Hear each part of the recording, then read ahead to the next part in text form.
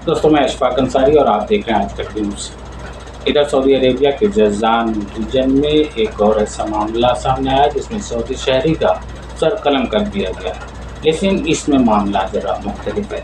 आमतौर पर जिसको कत्ल करने का हुक्म आता है, अदालत देती है, तो वो पहले ही 5-6 साल जेल में बिता चुका होता है, तो आम लोग की उसके साथ सहानुभूति हो जाती है और लोग कहते हैं उसे छोड़ दिया जाना चाहिए। लेकिन इसमें मामला मुख्तलिफ है। लोग उसका सर कलम करने के बाद भी कह रहे हैं कि उसे और कोई सज़ा हो तो और कोई भी सज़ा दी जानी चाहिए। ऐसा क्यों है?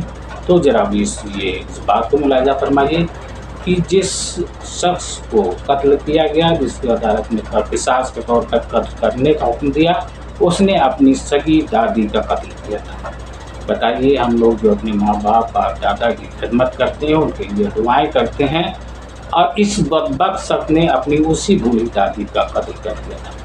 मामला यूँ था कि ये लड़का जो है अपनी दादी के पैसे लेना चाहता था, तो दादी ने उससे मना किया पैसा लेने से, तो उसने उनके मुंह को अपने हाथ से बंद कर दिया और जब तक बंद किए रहा, गला दबाए रहा, जब तक कि उनकी मौत नहीं हुई। इसीलिए फिर उसे पकड़ लिया गया और अदालत ने क़िसास के तौर पर उसे कत्ल करने का हुक्म दिया। जाहिर सी बात है कि मकतूल के जो है वर्षा को दियत के तौर पर या माफ़ करने का हक़ हासिल था, लेकिन उन्होंने माफ़ नहीं किया। जाहिर सी बात है, मकतूल में कौन आएगा? उस लड़के का बाप, दादी का लड़का या दादी के शौहर, दादा। तो उन लोगों ने भी उसे माफ़ नहीं किया क्योंकि जुर्म ही इतना बड़ा था। और जाहिर सी बात है, सही बात है कि उसे माफ़ नहीं करना चाहिए था, उसको कत्ल ही कर देना चाहिए था। तो ये एक वाक़या जज़ान में हुआ जो हम आप लोगों को बता रहे हैं। दोस्तों, एक इधर आविष्कार होता रहता है जिसे कहते हैं आवश्यकता ही आविष्कार की जननी है।